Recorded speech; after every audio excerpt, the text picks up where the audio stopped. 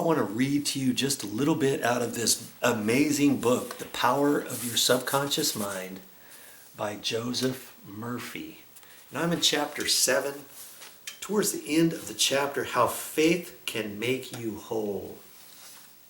A young man who had severe eye trouble came to my lectures on the healing power of the subconscious mind. His ophthalmologist told him he would have to have a delicate, risky operation. After learning about the scientific basis of prayer, the young man said to himself, "My subconscious made my eyes, and it can heal me." Each night as he went to sleep, he entered into a drowsy, meditative state, the condition akin to sleep. His attention was immobilized and focused on the eye doctor. He imagined the doctor was in front of him, and he plainly heard or imagined he heard the doctor saying to him, "A miracle has happened." He heard this over and over again every night for 5 minutes or so before going to sleep. 3 weeks later, he had another appointment with the ophthalmologist who had examined his eyes. The physician examined him again, then exclaimed, "This is a miracle." What had happened? This man impressed his subconscious mind using the eye doctor as an instrument or means of convincing it and conveying the idea. Through repetition, faith, and expectancy, he impregnated his subconscious mind. His subconscious mind had made his eye. It held within it the perfect pattern or blueprint of the eye's normal, healthy structure. Once impregnated with the idea of restoring the eye to its healthy state, it immediately proceeded to heal the eye. That's pretty amazing. This is another example of how faith in the healing power of your subconscious can make you whole.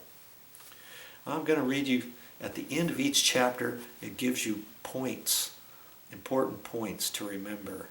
Number 1, your subconscious is the builder of your body and is on the job 24 hours a day. You interfere with its life-giving pattern by negative thinking.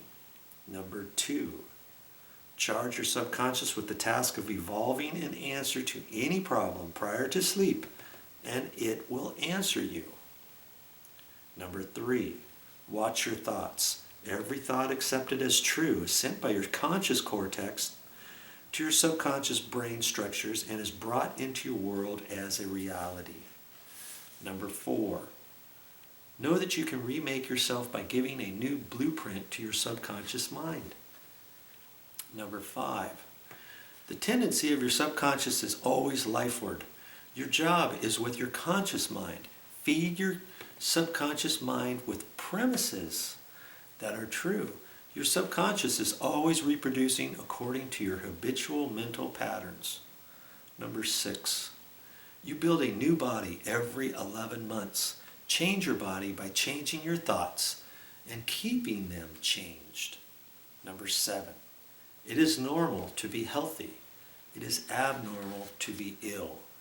There is within the innate principle of harmony.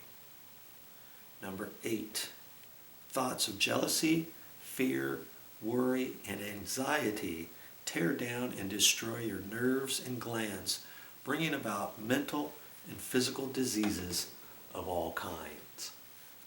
So think about stuff like that next time you put something into your subconscious mind.